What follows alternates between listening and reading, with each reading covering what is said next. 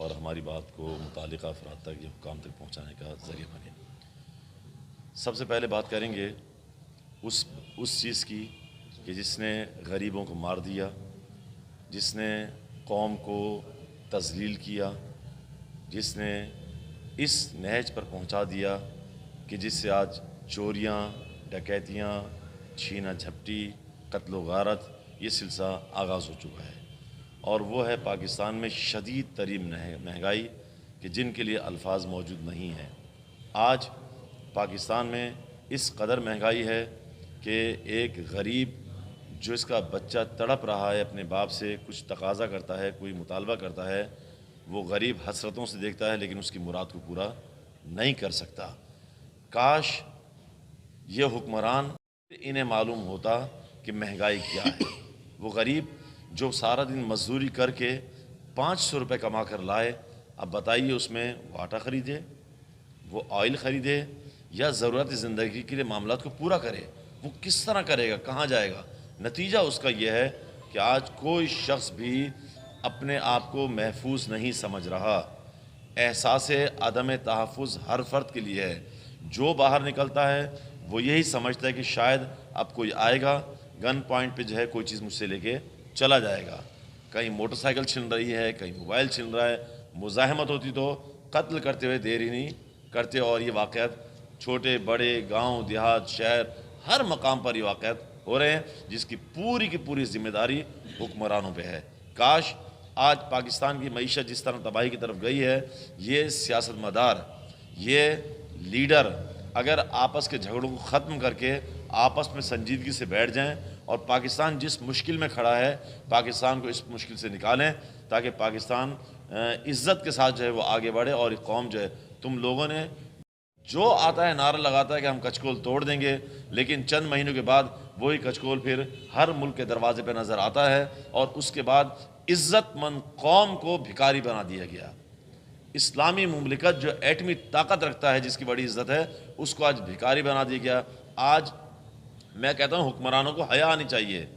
کم از کم دشمن جو پاکستان کا نام لے کر وہ غلیظ الفاظ، پست الفاظ،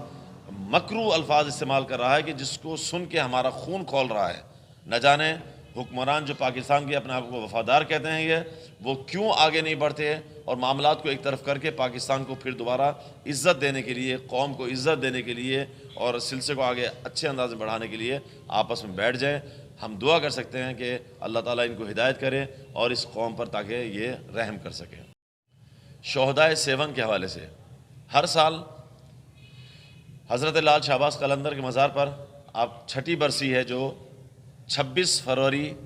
2023 کو انشاءاللہ منائی جائے گی۔ شیعہ علماء کونسل صوبہ سندھ کی طرف سے ایک تاریخی اور بڑا اجتماع ہوتا ہے، جس سے قائد ملت جعفریہ حضرت آیت اللہ سید ساجد النقوی صاحب خطاب فرماتے ہیں۔ آپ کے توسط سے میں تمام مسلمان بھائیوں کو یہ پیغام دوں گا کہ دشمن کی سازشوں کو ناکام کرنے کے لیے جو تمہارے دلوں سے عقیدت کو،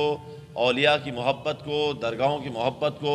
دھماکوں کے ذریعے ختم کرنا چاہتے ہیں، تم وہاں پر حاضر ہو کر ان کو مایوس ہو کر پیغام دے دو کہ تم دھماکے کر سکتے ہو، جسم مار سکتے ہو، لیکن ہماری عقیدت کو ہم سے نہیں چھین سکتے۔ لہٰذا میں آپ کے دوستوں سے پیغام دوں گا کہ بھرپور انداز میں شرکت کیجئے۔ قائد محترم خطاب فرمائیں گے، اور اس کا ہم نے عنوان رکھا ہے برسی شہدائے سیون شریف و استحکام پاکستان کانفرنس۔ دونوں عنوان وہاں پہ مطرح ہوں گے، امید ہے کہ بھرپور انداز میں شرکت ہوگی۔ تیسرا، پاکستان بھی ایک دستور کے تحت اگر کوئی چیز آگے بڑھتی ہے اس کے مراحل ہوتے ہیں، مرحلہ طے ہونے کے بعد کوئی قانون سازی ہوتی ہے، لیکن چور دروازے سے داخل ہو کے قانون نہیں بنایا جاتا۔ ابھی کچھ ٹائم پہلے جو ہے ایک بل قومی اسمبلی میں پیش ہوتا ہے،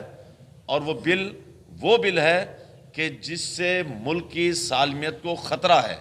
جس سے افراتفری کا ماحول پیدا ہوگا، جس سے تفرقہ بازی میں اضافہ ہوگا، جس سے مسلمانوں کو لڑانے کی سازش کی گئی۔ اس سے پہلے بھی بل آیا، شیعہ سنی علماء نے اپنا بہترین کردار ادا کر کے اس بل کو واپس بھیجا، کیونکہ بھانپ چکے تھے اس کے پیچھے سازش ہے۔ آج بھی ایک بل آتا ہے، 21 افراد، کورم مکمل نہیں ہے، 21 افراد جو ہے وہ بل پاس کرتے ہیں، نہ کوئی ڈیبیٹ ہوتی ہے، نہ کوئی بحث مباحثہ ہوتا ہے، اور بل جو ہے وہ پاس ہو جاتا ہے۔ لہٰذا اقدامات ہو رہے ہیں، انشاءاللہ امید ہے کہ یہ بل واپس ہوگا۔ قائد ملت جعفریہ علامہ سید ساجد نقوی نے واضح دو ٹوک لفظوں میں کہا ہے ہم اس ترمیمی بل کو مسترد کرتے ہیں، یہ کسی کے لیے قابل قبول نہیں، کیونکہ ملکی سالمیت کے لیے خطرے کا سبب بنے گا۔ بہت شکریہ۔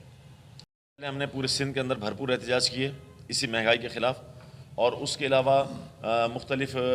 ذرائع کے ذریعے ہم باتوں کو پہنچا رہے ہیں، اپنے احتجاج کو ریکارڈ کر رہے ہیں۔ ہمارے اضلاع اپنے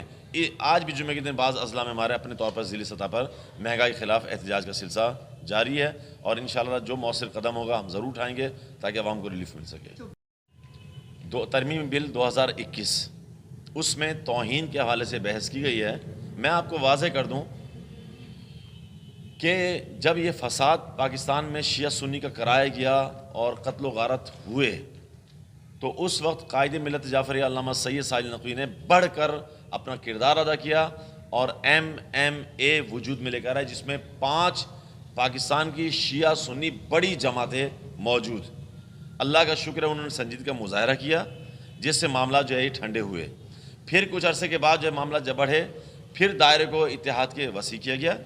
تقریباً ملی یکجہتی کونسل جو 28-29 جماعتوں پہ مشتمل ہے، شیعہ سنی جماعتیں، سب کے سب پاکستان کی چھوٹی بڑی جماعتیں، وہ سب اس میں مشترک ہیں۔ میں خود صوبہ سندھ کا سینئر نائب صدر ہوں ملی یکجہتی کونسل کا۔